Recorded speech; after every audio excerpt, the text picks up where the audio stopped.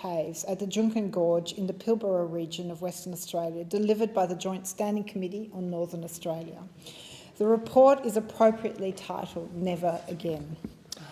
The events shocked Australia, and I should say the world, that little disregard for such human history. On the 24th of May 2020, Rio Tinto detonated explosives in a sacred site of the indigenous Kuntu Kunti, Karamara and Pinikura people.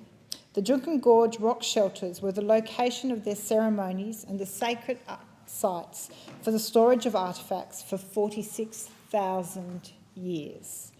This is a great loss to the world and to the history of civilization. The shelters demonstrated one of the longest periods of continuous habitation on the planet. They showed that Indigenous Australians had lived in that place since before the last ice age. The Juukan Gorge rock shelters were clustered around a perpetual source of fresh water in an otherwise parched landscape. In great symbolism of the intersection of the physical world and the spiritual world of the Indigenous custodians of the land, with the destruction of the cultural sites that occurred, that water source is now run dry. As Australians, we need to celebrate our rich history. Indigenous Australians, through the Uluru Statement from the Heart, have invited us to share in this history and walk with them on a path to reconciliation. I commend the thorough approach taken by the committee and the unanimous support for the recommendations. It was a shameful day for Australia when this was allowed to happen, and it was a failure of government that there was no step taken along the way that prevented this disaster. I fully support the 7 recommendations in this report and urge the federal and Western Australian state government to implement each of them in full and the mining companies to take heed. I also urge the mining companies to fulfil their responsibilities of restoration and reparation under the report, noting, though, that nothing can ever replace the loss of heritage of artefacts some 46,000 years old. I encourage the mining companies and traditional custodians impacted by this report to engage in productive conversations. The work needs to continue. It does not end with this report. We know that there are many more sites that are under risk of further destruction, and so more needs to be done. The report highlights the weaknesses of the Environment Protection and Biodiversity Conservation Act and the Aboriginal and Torres Strait Island Heritage Protection Act. The authors of the report labelled the latter that they were virtually moribund. To think that we have allowed such vital legislation to provide such limited protection for the past 30+ years is devastating. The report also focuses heavily on the Western Australian legislation, specifically Section 18 of their Aboriginal Heritage Act, where land users may receive permission to destroy sites where they conclude that impact to the site is unavoidable.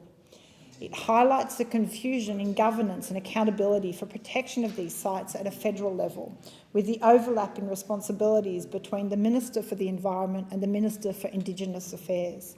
I know I've raised how Juukan Gorge explosion could possibly have been allowed to happen with both ministers, and I urge both to do a review and implement the necessary changes to ensure this never happens again. I also feel that there's a deep disregard for the voice of traditional owners under Section 18 of the WA Aboriginal Heritage Act in the gag orders placed on those impacted by Section 18 and the fact that there is no right of appeal.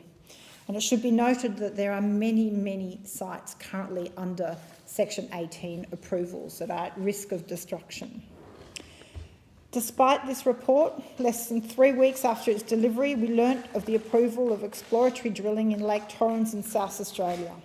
Described as South Australian Juukan Gorge by the Native Title Council, an exemption was granted under Section 23 of their Aboriginal heritage laws to permit drilling on the lake, to the understandable outrage of the 4 Aboriginal nations with claims to the sacred site.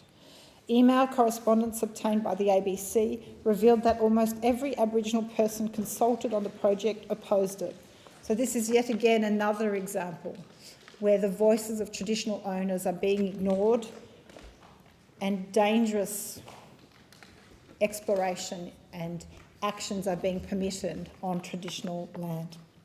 Interesting also is that the company authorised to conduct the drilling there in Lake Torrens received a $320,000 grant to conduct the drilling mid-last year from the government, while the approval was only granted in December, and this was announced quietly between Christmas and New Year's Eve. So there's clearly questions of transparency at stake in the situation with Lake Torrens. I urge the committee in the next phase of its inquiry to expand its considerations to other states and territories beyond Western Australia, to consider the interactions between state and federal law in each jurisdiction and ensure we have a best practice approach to preserving and safeguarding our Indigenous heritage and artefacts and sacred sites. We need to celebrate all of our history, and part of the issue that we face in Australia is a lack of awareness, respect and celebration of the deep cultural heritage of Indigenous people around Australia. Elsewhere in the world, museums abound with artefacts of Indigenous cultural heritage, yet in Australia we are sorely lacking. There is no national Indigenous museum. Many of the artefacts recovered from mine sites and other developments to date sit in shipping containers, in the offices of mine sites, in companies, in capital cities. There is no protocol to ensure they are properly kept and preserved. There is no protocol to ensure that they are returned to traditional owners. We need to store these artefacts properly, highlight their significance, build awareness through education and celebration of our rich cultural history. If they cannot be returned to their traditional owners, then there needs to be a national ossuary.